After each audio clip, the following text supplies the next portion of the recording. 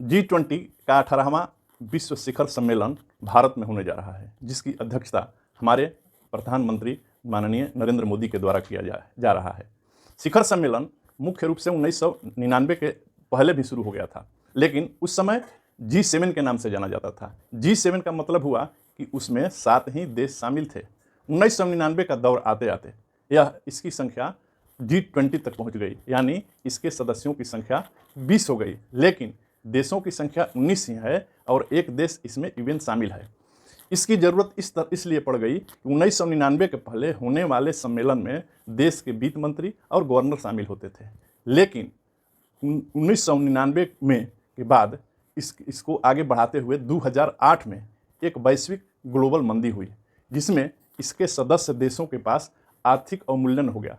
आर्थिक अवमूल्यन का अर्थ ये होता है कि उस देश के रुपये का कीमत गिर जाता है, यानी अगर $1 की कीमत आपके देश में 80 रुपया है, तो वह अवमूल्यन होने के बाद 80 रुपया की जगह उसकी हो जाएगी 200-300, अर्थात वह आर्थिक मंदी कहलाती है। और उस आर्थिक मंदी में बहुत सारे देश तबाह हो गए। तब ज़रूरत पड़ी कि नहीं, वित्त मंत्री और गवर्नर ही शामिल नहीं होंगे, इसमें विश्व के से सम्मेलन में आने वाले G20 के सदस्य देशों के राष्ट्राध्यक्ष भी शामिल होंगे। और सब लोग जब लगा तो उस आर्थिक मंदी के दौर से छोटे देशों को निकाला गया। इसमें 3 तरह के देश शामिल हैं। एक ऐसे देश जो आर्थिक रूप से मजबूत हैं, यानी विकसित हैं, एक विकासशील हैं और एक अविकसित हैं। तीनों को सामंजस्य से बैठाते हुए इसको आगे बढ़ाने की प्रक्रिया है। अब इसमें शामिल कर दिया गया कि नहीं, यह ग्लोबल मंदी ही नहीं, यह विश्व में होने वाले पर्यावरण प्रदूषण, भूमंडलीकरण, IT सेक्टर का विकास, स्वास्थ्य का विकास, शिक्षा का विकास और आतंकवाद पर नियंत्रण भी इसमें शामिल है। यानी इस देश के किसी भी देश में होने वाले किसी तरह के कष्टों के निवारण के लिए या आपदा विपदा आने पर उसको आगे बढ़ाने के लिए और उसमें मदद करने के लिए उन देशों को शामिल किया गया। इस तरह इसका शुरुआत हो गया कि 2008 के बाद राष्ट्राध्यक्ष मिलेंगे। इसमें एक ट्राइका के नाम आता है। ट्राइका क्या है, इसे समझते हैं। ट्राइका में वह देश जो पिछली बार अध्यक्षता कर चुका है, पिछली बार इंडोनेशिया किया था, अब की बार भारत कर रहा है और अगली बार ब्राज़ील करेगा। यानी एक था, एक है और एक होगा, तीनों मिलाकर इसी को ट्राइका कहलाता है। और उसकी तैयारी उसी देश को करनी पड़ती है।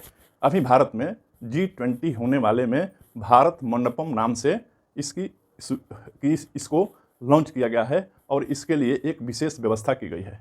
आने वाले सभी भी जो भी हमारे अतिथि हैं, उनके ठहरने के लिए अलग अलग होटलों में व्यवस्था, उनकी सुरक्षा की व्यवस्था, यानी उन्हें किसी तरह की दिक्कत नहीं हो, इसके लिए सारी तैयारियां की गई है।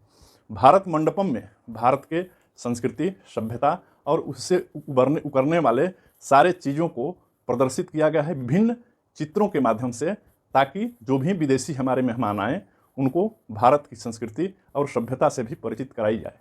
वसुधैव कुटुंबकम इसमें एक शामिल किया गया है हमारे प्रधानमंत्री के द्वारा, यानी विश्व के सभी देश हमारे कुटुंब हैं, हमारे परिवार हैं और सबको परिवार की तरह होने वाले समस्याओं से निवारण में मदद की जाएगी।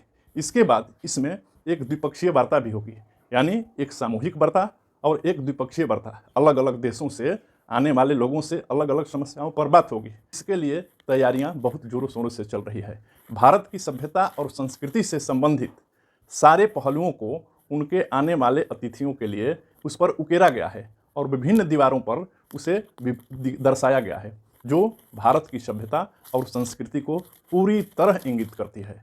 और उसका नाम भारत मंडपम रखा गया है। भारत मंडपम का मतलब हुआ कि भारत में एक मंडप बनाने की प्रक्रिया है और उस मंडप को बहुत ही गहन और धार्मिक दृष्टि से भी देखा जाता है। तो इस पहलू को देखते हुए उसका नाम भारत मंडपम रखा गया है। शहर को विभिन्न डिजाइनों से सजाया गया है और आने वाले अतिथियों के लिए रहने के लिए अलग अलग होटलों में रखा गया है और उनके सुरक्षा की पूरी चाक चौबंद व्यवस्था की गई है। इस तरह इस शिखर सम्मेलन से यही स्पष्ट हुआ कि हमारे प्रधानमंत्री नरेंद्र मोदी के द्वारा ये 18वां जो शिखर सम्मेलन हो रहा है उसकी अध्यक्षता करेंगे। और यह हमारे भारत के लिए बड़े गर्व की बात है कि अभी तक G20 बनने के बाद भारत को 18वां बार अध्यक्षता करने का मौका मिला,